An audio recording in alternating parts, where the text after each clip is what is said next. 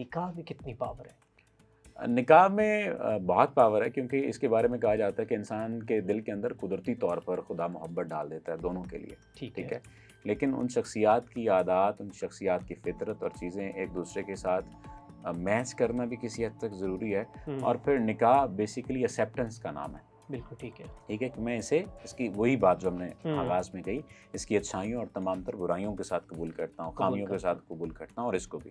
تو جب دونوں ایک دوسرے کے ساتھ کمپرومائزنگ سچویشن کے ساتھ اور انڈرسٹینڈنگ کے ساتھ زندگی گزارتے ہیں تو نکاح میں بھی آٹومیٹکلی برکت آ جاتی ہے. اور نکاح میں برکت کا مطلب یہ ہے کہ یہ سوشل کانٹریکٹ ہے. آپ نے علل اعلان پوری دنیا کے سامنے آپ نے تسلیم کیا کہ میں فلاں خاتون کو اپنی زوجہ بنا رہا ہوں، اور خاتون نے ایکسیپٹ کیا کہ میں فلاں شخص کو اپنا ہسبینڈ تسلیم کر رہی ہوں. ٹھیک ہے، یہ سوشل کانٹریکٹ ہے. اسی وجہ سے سوشلی آپ چیزوں کو لے کر چلتے ہیں، آپ کے اوپر سوشل پریشر بھی ہوتا ہے. جو گرل فرینڈ اور یہ بوائے فرینڈ کلچر ہے، یہ جو ریلیشن شپ کلچر ہے، اس میں تو کوئی تیسرا ہے ہی نہیں نا، اس میں تو کوئی تیسرا ہے ہی نہیں. اس نے تعلق بنایا، اس نے لو بامبنگ کی، آپ دونوں کا تعلق بن گیا. اب جب چھوڑنا چاہے گا، دونوں میں سے کوئی بھی چھوڑنا چاہے گا چھوڑ دے گا. کیا ہے سر لو بامبنگ؟ جو آپ میں خاصیت نہیں ہے اس کو بڑھا چڑھا کر پیش کرنا، اور خاصیت ہے اس کو مزید بڑھا چڑھا کر پیش کرنا. مثلا ناک اچھا ہے، ناک کیا ہے، پترا تو تم سے حسن کا جو حسن کی بھیک مانگے.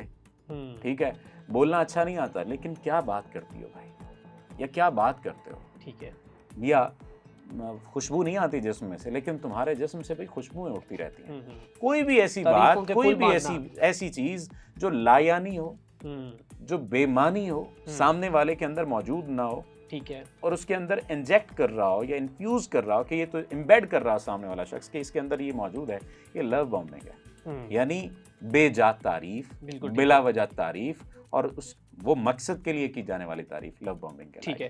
اچھا سر، اس وقت پاکستان کے اندر بلکہ بر صغیر کے اندر یہ تھوڑا سا پوری دنیا کے اندر دنیا میں کہہ رہے رواج چل پڑا ہے کہ لڑکی اور لڑکے کی پہلے منگنی کی جاتی، انگیجمنٹ. آپ کیا سمجھتے ہیں کہ انگیجمنٹ کرنی چاہیے یا ڈائریکٹ نکاح کرنا چاہیے؟ میرا یہ خیال ہے کہ نکاح کی طرف جانا چاہیے. انگیجمنٹ کا نقصان یہ ہوتا ہے کہ انگیجمنٹ کے بعد لڑکا اور لڑکی بات چیت کرنے لگ جاتے ہیں، اور بعض کیسز میں as a relation ship coach میں یہ بات کر رہا ہوں، فزیکل بھی ہو جاتے ہیں کہ اب تو ہم ایک دوسرے کے ساتھ ٹھیک ہو گئے، تعلق بن گیا، تو فزیکل بھی ہو جاتے ہیں.